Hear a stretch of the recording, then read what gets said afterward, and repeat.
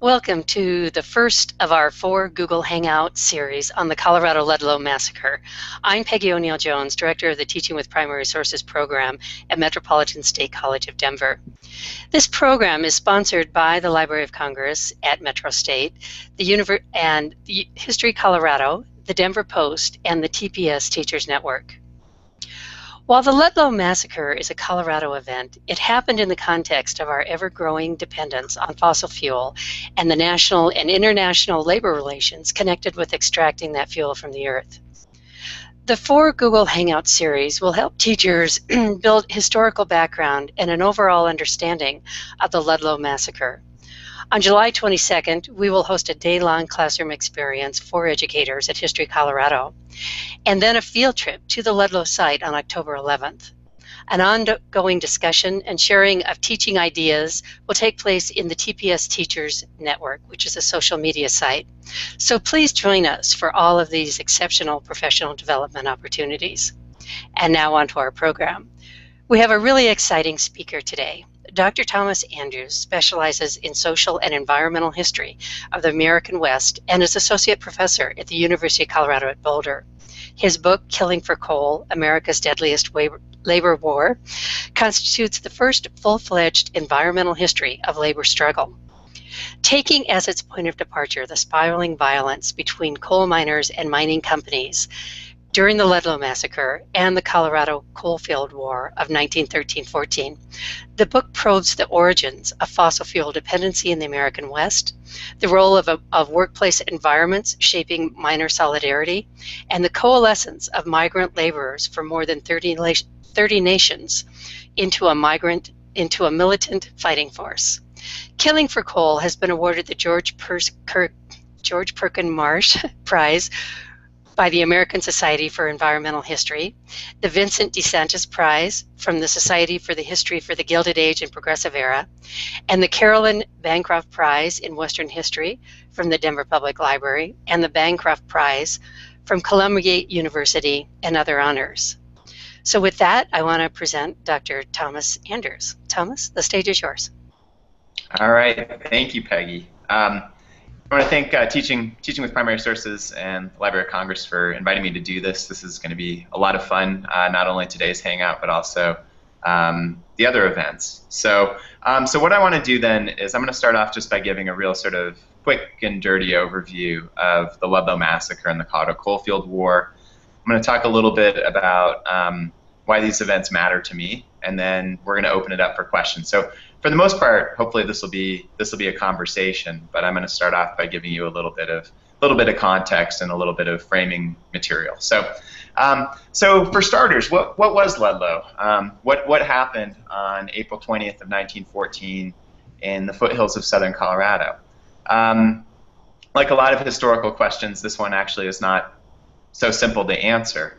But here I'll give you kind of my brief summary. So on the morning of April 20th, you had two forces sort of squaring off in the course of a much larger struggle. So on the one side, you had striking coal miners and their families. These coal miners, these strikers, were organized under the auspices of the United Mine Workers of America.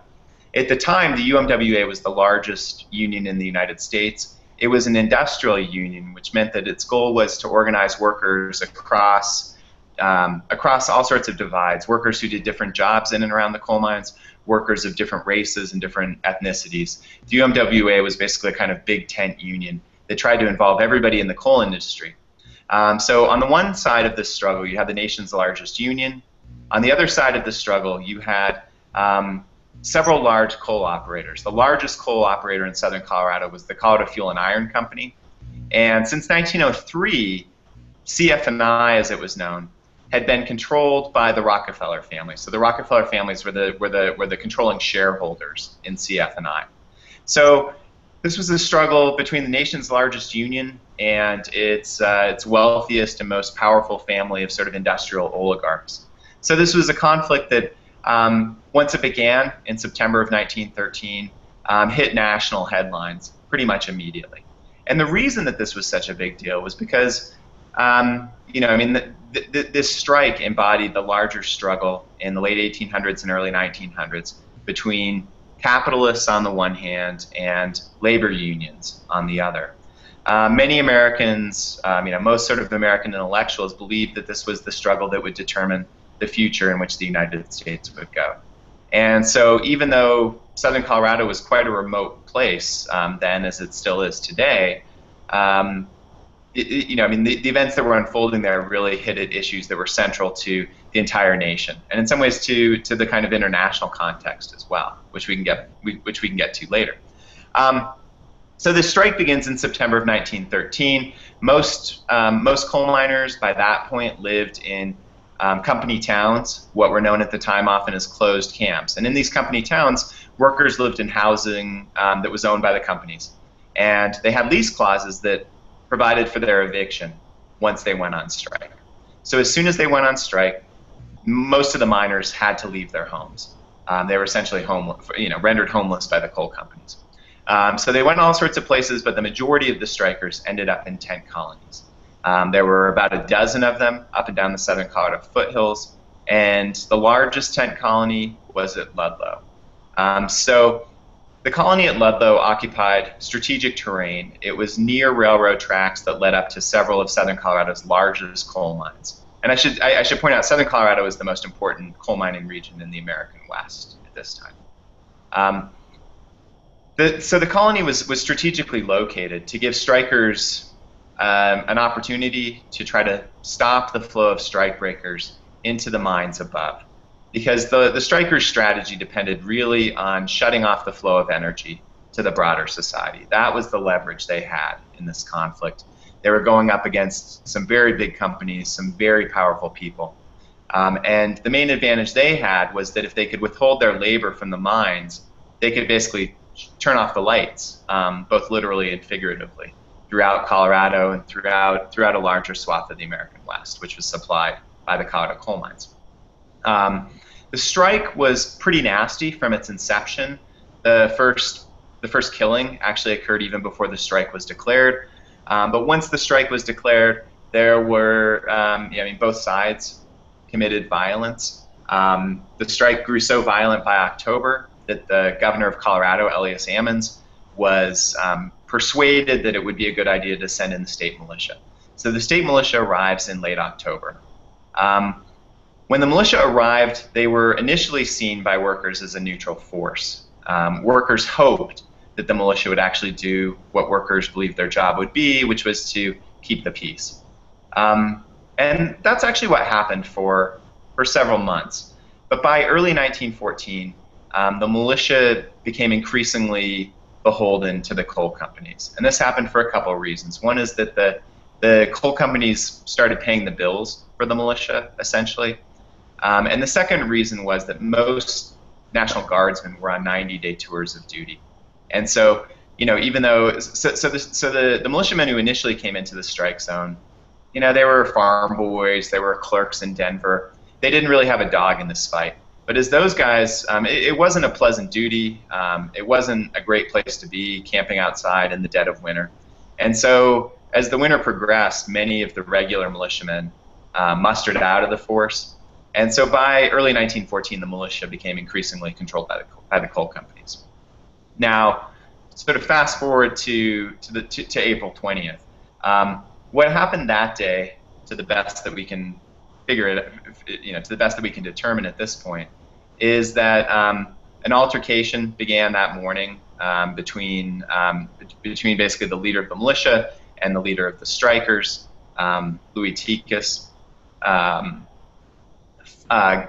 Gunshots erupted. It's still not really clear who shot first. Once that first bullet was fired, both sides were very, very afraid by this point. The militiamen their numbers had been scaled back recently by the governor, and so there were actually far fewer militiamen than there had been previously. So the militiamen were sort of jumpy because they were seriously outnumbered. On the other hand, the strikers had been convinced for quite a while that the militia, as it became more heavily controlled by the coal companies, was going to start something. And militiamen had been taunting the strikers at Ludlow for several days, particularly the day before the massacre. So once the fighting erupted, things got, things got very hot very quickly. Over the course of the day, this gun battle sort of shifted into an invasion of the tent colony by the militiamen, largely because most of the male strikers who had weapons tried to divert the militia's fire away from the tent colony, and so most of the armed strikers actually left the tent colony itself, which left the tent colony somewhat open. Once the militiamen got to the tent colony, the tents caught on fire, and here you'll find differences of opinion. Many folks believe that the militiamen intentionally set fire to the strikers' tents, but there's some reason to believe that perhaps this wasn't intentional. This is one of these things that we may never have a definitive answer to. As the tents caught fire, the entire colony burned. Strikers had dug cellars beneath many of the tents the previous fall. They'd done this partly to protect food, but they'd also done this because the strike had involved so much gunfire from its early days. And so these cellars were supposed to be protected. Now, as the tent colony burned, the air beneath one of these tents, the air within one of these cellars, was all the oxygen was consumed, and women and children who were inside that cellar were killed. Most of them were killed by asphyxiation. A few survived and lived to tell their story. So by the evening of April 20th, then there were 19 people killed. That's our best count. 1 militiaman, 1 bystander, and 17 strikers. Of the strikers, the vast majority were women and children. Most of them had been killed in that cellar. Some of them, such as Louis Tikas, were basically murdered in cold blood by militiamen. And so I'm gonna leave the Ludlow story there. We'll come back to various parts of it, and I'll talk a little bit later about kind of the aftermath of Ludlow, what happened after April 20th. But let me just turn really quickly to how I became interested in these events, and how I became interested in the Ludlow Massacre, how I came to write this book. I'm a native Coloradan. I was born and raised in Boulder, and I never heard of Ludlow, never learned about it in school. I actually got through an undergraduate degree in history at Yale without ever encountering it that I can recall. So the first time I learned anything about the Ludlow Massacre was in graduate school, and I was really sort of shocked that there had been this major event, this incredible episode of industrial violence in southern Colorado, and that somehow I'd spent most of my life in Colorado and had never heard of it. And so I set about trying to think about, what research can I do on this topic? How can I find something different to say about it than previous folks had? My training is really in environmental history first and foremost, and so I tried to bring in the perspective of an environmental historian to these events. And so what I realized was that there was a really important story here about fossil fuels and energy and industrialization. And I also began to look at the ways in which work underground and sort of everyday encounters between workers and their workplaces, the coal that they worked with, the gas that was always in the air, even the animals that lived in the underground, what I call the workscapes, how all of those things helped to lay the groundwork for the labor militancy that's so impressive and led to such remarkable consequences in 1913-14. And so to me, this is a really pivotal event in Colorado history, a really central event in U.S. history, and I think there's a lot of opportunities for bringing this into K-12 classrooms so that your students don't have to wait until graduate school before learning about these events. Thomas, there are several questions from people in the audience, and when we do look at the use of primary sources to begin to understand these events, there's some primary sources that you have that we can take a look at in a moment. But first I want to ask the question, Marie von Haas asked the question. She said, Professor Andrews, you wrote in your acknowledgement that you spent many hours in various libraries west of the Mississippi. Which libraries were those, and which gave you the aha moment for this event? Okay. Yeah, well, I did most of my research in Colorado. So even though I was a graduate student at the University of Wisconsin, I moved to Denver when I was working on this project, and so I had the luxury of spending whole, I mean, day after day for most of 3 years in various archives. Most of them were in Denver, and so a lot of my research was at the Colorado State Archives, now History Colorado, also Denver Public Library, but I did also do a fair amount of work in other Colorado libraries. And so in terms of aha moments, there's a couple that come to mind. One is one involved the William Jackson Palmer papers, which most of which are at History Colorado. And so Palmer's the guy I start the book with. He was the founder of Colorado Springs, the founder of the Denver and Rio Grande Railroad. He was the guy that, to my mind, really gets the coal industry rolling in Colorado. And the aha moment about Palmer for me is that this was a guy who actually believed that he could get all of the good things about coal power, all the good things that the coal-powered industrialization could provide without any of the bad things. And so Palmer had actually done, so one of the most interesting parts of his papers for me was looking through his writings from a tour he took in the 1850s of Britain. And so Palmer goes to, he goes to industrializing Britain, sort of, Dickensian Britain, and he sees all of the problems that Britain's suffering because of coal-powered industrialization. And yet he thinks that he can come to Colorado. He's really excited that there's coal, but he thinks that he can sort of create a kinder, gentler version of industrial capitalism here. And so looking at Palmer's early writings and seeing him sort of, encounter the belly of the beast was really interesting to me. And then another aha moment involved transcripts of oral histories conducted with Southern Colorado coal miners in the 70s and the early 1980s. And so some of these were at Pikes Peak, some of these were at UC-Boulder, where a lot of them actually now are available online. And these oral histories are fascinating. There's a lot of great stuff in there. But to me, what really jumped out was the ways in which animals kept popping up in those oral histories. And so for me, one of my favorite parts of my research and my favorite little part of my book, it's only a couple pages, but it's the section on mice and mules and how mine workers interacted with them. And that really came directly from seeing mine workers constantly talking about the animals that surrounded them in their work. And Thomas, I think you really highlighted the power of primary sources, how this story, while when you were in grad school or when you were at Yale, it wasn't something that was taught because it wasn't the really big story, but yet through your research and through the primary sources, this story emerged. There's a primary source that you have. Taylor, maybe you can put that one up of the miners.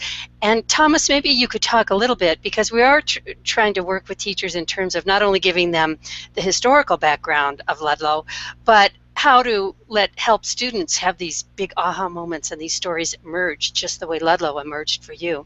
Taylor, can you bring up that primary source? And Thomas, maybe you could talk a little bit about that. Yeah, so this is a photograph that serves as my cover image on my book, and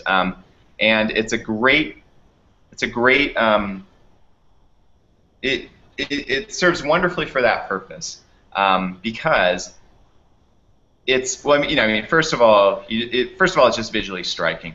I love the way in which these men are miners, these are strikers. They're really sort of enveloping the camera, and so to me, this is an image that conveys the miners' sense of togetherness. They've literally drawn close ranks in this photograph. If you look a little bit more closely, you'll notice that they're armed. They look like revolutionaries in some cases. With sort of bandoliers, sort of like our stereotypical, revolutionary. A lot of them you'll see are wearing the red handkerchiefs, which gave strikers the nickname rednecks during this period. So this is a sort of image of the militancy that the strikers were exerting.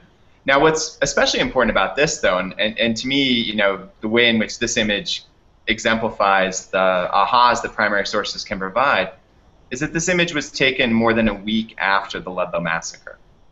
And so for me, then, this is an image that really opens up a really important set of questions about, okay, so Ludlow itself is incredibly important, incredibly tragic.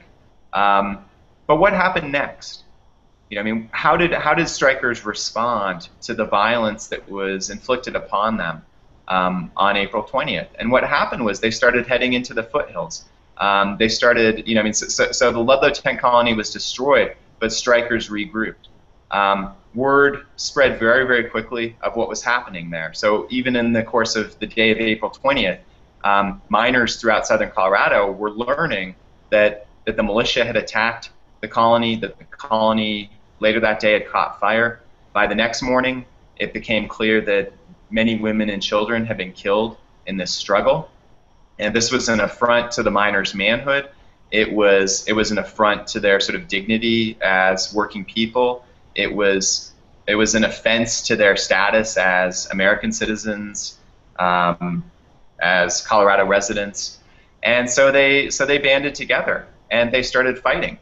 And so, I mean, this is an image then to me that opens our eyes to the struggle that followed Ludlow. This is something that newspapers at the time called the 10 Days War. And this was this out-and-out uprising of mine workers throughout southern Colorado where they formed themselves into small battalions. They were quite well armed. They attacked a bunch of company towns, destroyed a few of them. They blew up a bunch of mine tunnels. I mean, we should also note that these men were more than willing to commit violence, and so this particular group you can see the old San Rafael Hospital behind them. So they're at a tent colony in Trinidad that was it was called the San Rafael Tent Colony, I believe, and they had just returned from destroying a company town at Forbes, where they actually killed several strikebreakers or scabs. And a few other folks. And let me just point out one more thing about this image then too that's also relevant. I believe this image was taken on April 28th. On April 25th, strike leaders had actually signed a truce with the state of Colorado. And after that, the union leadership was actually racing around southern Colorado to all of the striker colonies, trying to talk to these men, trying to get them to stand down, telling them that they needed to stop fighting. And these guys weren't listening. Which raises important questions then about what they believed they were fighting for, what the point of this 10 Days War really was. Greg Grote has a question along that line, Thomas. His question, what was the attitude of people outside the strike? For example, were the non-coal miner workers supportive of the company, or were they supportive of the workers? Yeah, that's a great question. So what was the sort of larger context and what kinds of public responses were there to these events? So most immediately during the massacre, I mean, in the wake of the massacre and in the wake of the 10 Days War, there was certainly an outpouring of a larger working class solidarity. And so, telegrams were flooding into union headquarters in Denver from, Italian miners in Louisville, coal miners in Wyoming. There was even one from a bunch of workers in Illinois. And non-coal miners in southern Colorado were joining in the fight. I mean, the union leadership told those people from outside the state, don't bother coming. We don't want you. They were afraid of igniting a larger conflagration. But there was certainly a lot of support among working class people for the strikers. Once you get beyond the working class, I mean, there was a lot of sort of ruling class solidarity with the coal companies, and so the big Denver banks, the railroad companies, the smelter companies, Denver's commercial elite, Colorado Springs commercial elite, the Cripple Creek mine owners, all those groups really coalesced behind CF&I and the other coal mine operators. And so the people who were really sort of on the fence, by and large, was Colorado's fairly large middle class. And they had really mixed and shifting allegiances over the course of the strike. They had an interest in keeping the price of fuel down, so they weren't necessarily supportive of unionization. After Ludlow, though, they were extremely embarrassed by the conduct of the coal companies, and especially by the conduct of the state militia. And so the middle class sort of shifts around, and it really depends kind of what segment of the middle class we're talking about. Another thing, Thomas, the next Google Hangout that we'll have will be on using the Chronicling America from the Library of Congress, the Colorado Historic Newspaper, and the Denver Post. So as you know, that newspapers or media can certainly put a spin on what happened. Michelle Pearson has a question. She said, Professor Andrews, as you worked with the archives in Colorado, what different perspectives were found in newspapers and other primary sources in the different regions of Colorado? Yeah, so let's see. So a few, I guess a few kind of contextual things I think are important here. First of all, during this period, most newspapers were openly partisan. So, most newspapers in Colorado were either Democratic papers or Republican papers, and then there were some that were sort of non-aligned, especially labor papers, but there were also more kind of right-wing papers as well that were to the right of the Republicans at this time. There were also really progressive publications, and so the perspective that you get varied on region, very based on region, based on the sort of partisan affiliations of the publication, and based on kind of the scale of the publication's audience. And so it's really interesting then to compare, if you take like a national progressive affiliated publication like The Outlook, you get a real sense of like what are folks like Teddy Roosevelt probably thinking about these events. You could look at a paper like the Denver Republican, and that would give you a really good sense of kind of how the state's commercial elite looked at these events. If you look at a paper like the Denver Express, or another sort of working class, another paper that largely billed itself as a working class paper, you'd find a much more perspective that was more sympathetic to workers. You could look at union publications like the United Mine Workers Journal, or the magazine of the Western Federation of Miners, and you get still a different take.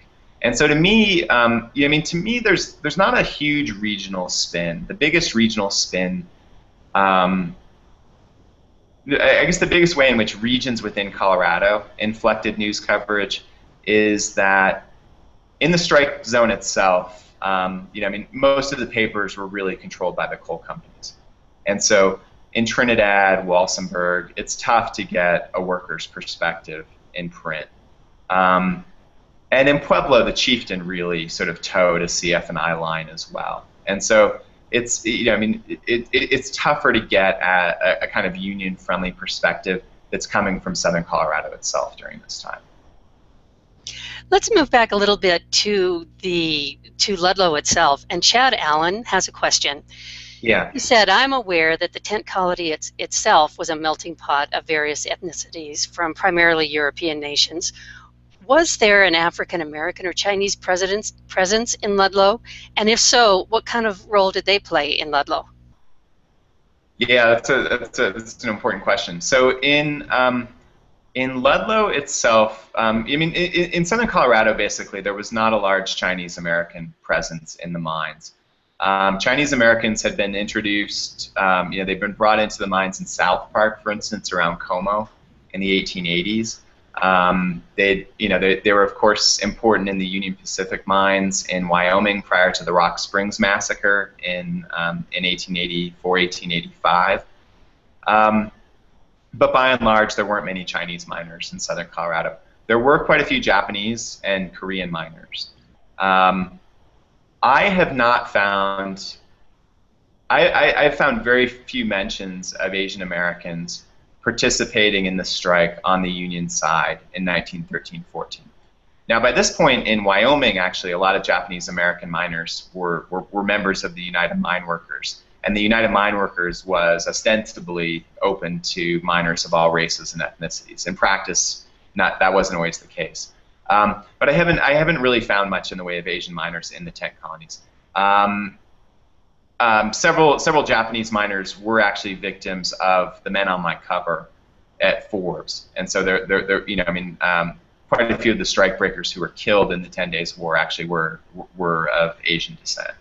Now, in terms of African Americans, we do know that African Americans were at Ludlow. There's photographs documenting their presence. It's unclear. Unfortunately, there's very little evidence on them in 1913-14 itself. I mean, it seems like many of the African American miners in southern Colorado had initially come during earlier strikes, and this was common of many ethnicities in southern Colorado. They first came as strike breakers, and then pretty quickly realized where their real interests lay. And so there's this constant shift where a group would first be introduced as strike breakers, and very quickly they start becoming strikers, like in the next conflict, or even sometimes in the same conflict. So there had been African American miners in southern Colorado since the 1880s. There were segregated sections of some of the coal camps. There were segregated sections of some of the towns like Walsenburg. But this is an area where certainly further research would be great. And Thomas, I know in the course of researching your book, you comb through all of these primary sources. What perspective, and this is a question that's coming from TPS at MSU, what perspectives are not represented in the primary sources on these events? Whose story is left out? So the primary sources are very polarized, especially by the time the strike was getting nasty. So I mean, by 1914, as one female Denver journalist put it, there was really no sitting the fence anymore. And so what you tend to get in contemporary sources is basically two quite polarized views. You get a very kind of pro-strike or pro-union view. You get a very pro-operator and anti-union view. And beyond that, there's not really a lot of opinion out there, or a lot of analysis. So that's one of the big challenges. And I think the other one really involves, given that these camps were such melting pots, and that you have so many non-English speaking folks, you have so many folks who are not literate, whether they're English speaking or not, and then you also have there were so many people involved in this struggle who, to the extent that they wrote letters to each other, to the extent that they documented their lives, so that documents from their lives remained in some form. These weren't people that archivists in the subsequent decades were very interested in collecting, and so you get in terms of the strikers, for instance, then it's really easy to learn about leaders like John Lawson. It's extremely challenging to learn about rank and file strikers from Greece or from the plazas of northern New Mexico, or rank and file African American workers, as I said a few minutes ago. And so we know a fair amount about what union leaders are thinking and what they're doing, but in terms of kind of the mass of miners, we don't really know a lot about them still. It's really tough to find out what's going on for them during the strike. And Thomas, we're looking at Ludlow as a major historical event within Colorado, but it's really in the context of the bigger national context. And Michelle Pearson has a question about today's labor unions. What do we learn from Ludlow that we bring forward today? And her question, today's labor unions are still viewed with many different perspectives and attitudes. In your mind, what from Ludlow resonates today?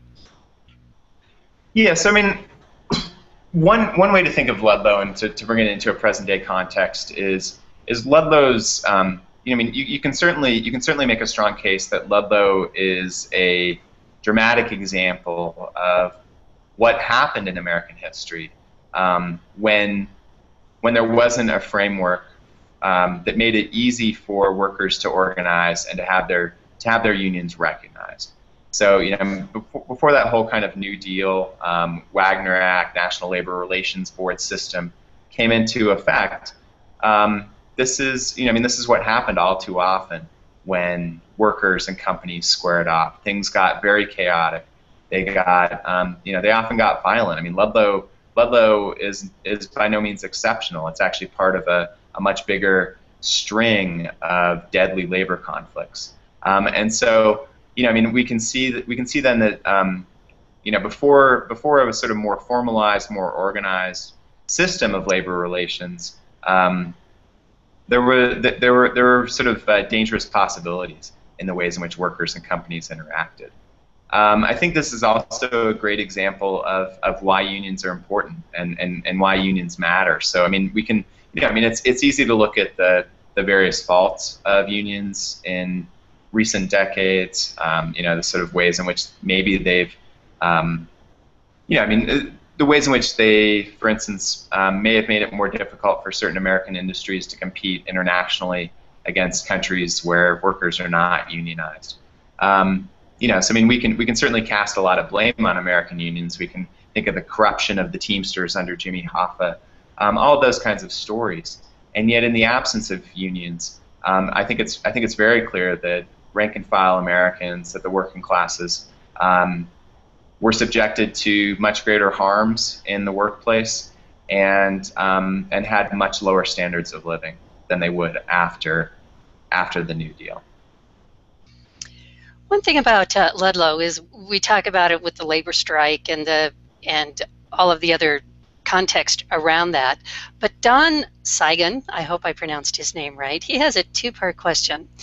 Okay. He wonders if you're familiar with the archaeological work that was done at the Ludlow site by DU Professor Dean Sayada several years ago. And the second part of his question, he wonders if you could speak to the importance of archaeological work in terms of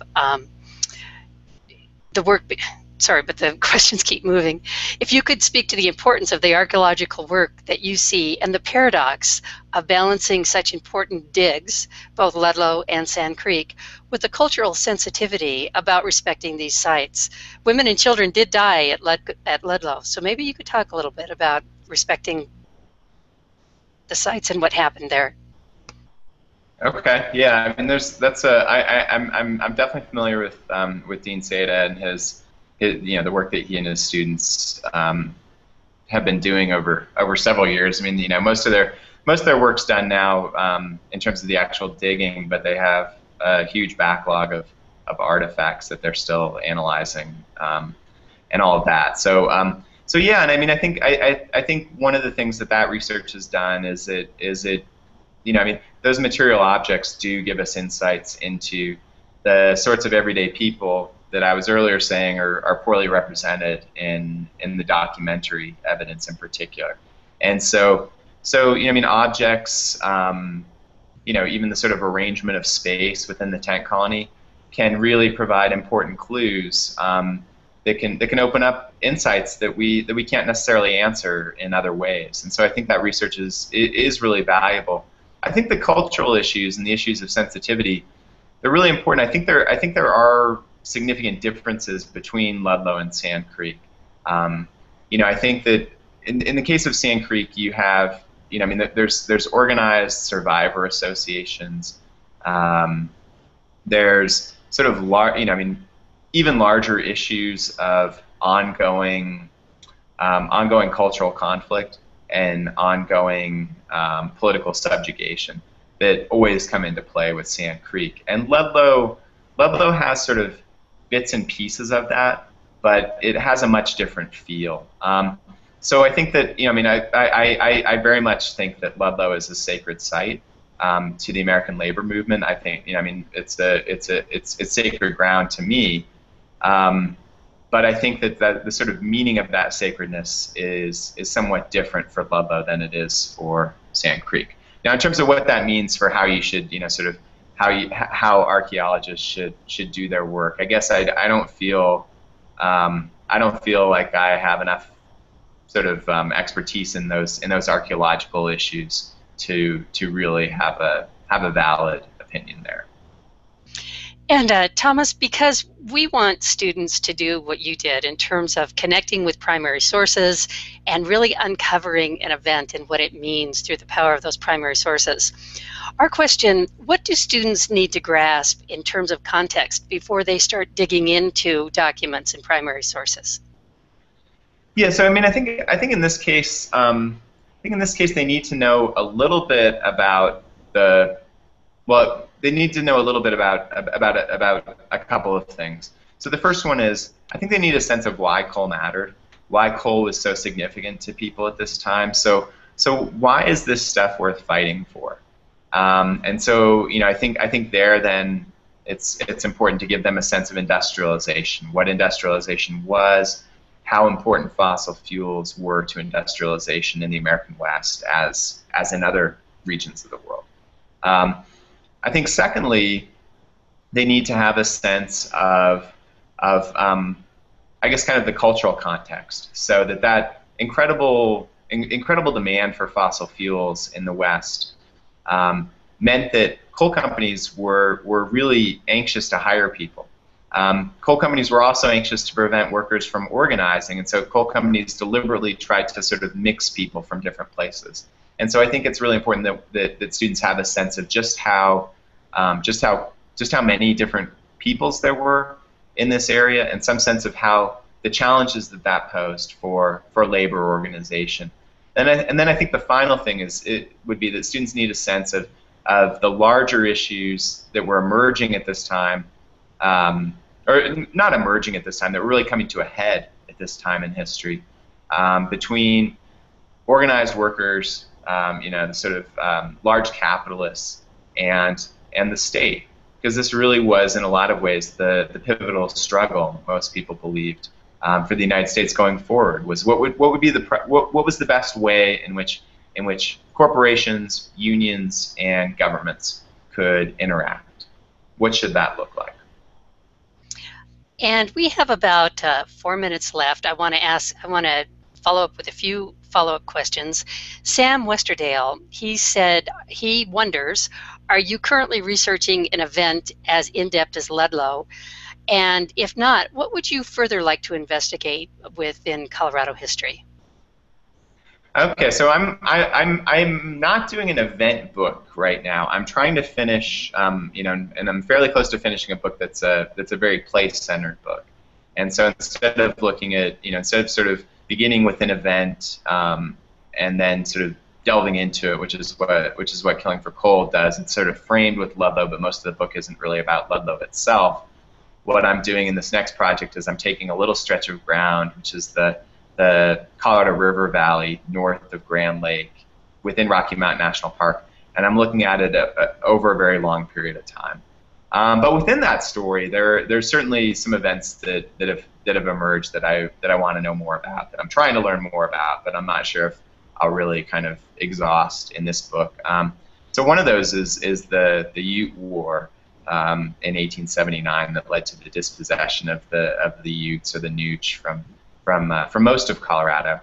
I'm really interested also, in the class I teach at CU on Colorado history. I actually do quite a lot with the Keyes decision and sort of the larger issues of school desegregation and busing in Denver. But I think there's, one of the great things about delving into primary sources too, though, is that you discover all these sort of unknown or little known events where there's so much more going on. And so I'm sure I'll kind of keep my eyes open for those as well. And at some point or other, there'll probably be some other event in this area that I really fasten my claws into. Well, thank you, Thomas. And we do have some other questions that we won't have time to address right now, but I want to thank you, Thomas, and I also want to thank our audience and the wonderful questions and interactivity that you have done. Don't forget to join us. We have our second Hangout on July 9th, and that Hangout will be with the Library of Congress Chronicling America, the Colorado Historic Newspaper, and the Denver Post. And they're going to look further at this issue of using media to investigate, to spin, to portray an event. We still have availability for our July 22nd classroom experience at History Colorado, and Thomas will be there. And also our field experience, which will be on October 11th, where we will get on a bus and we will go down to the Ludlow site and visit it. Finally, participants with this special professional development series, that we can continue this conversation with Thomas and with others inside the TPS Teachers Network, which is at tpsteachersnetwork.org.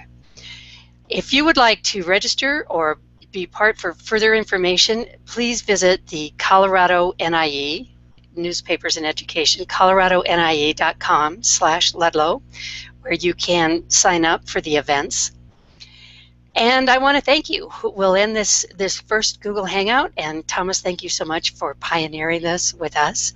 And thank you on behalf of the Library of Congress Teaching with Primary Sources program at the Metropolitan State University of Denver, History Colorado, the Denver Post, and the TPS Teachers Network.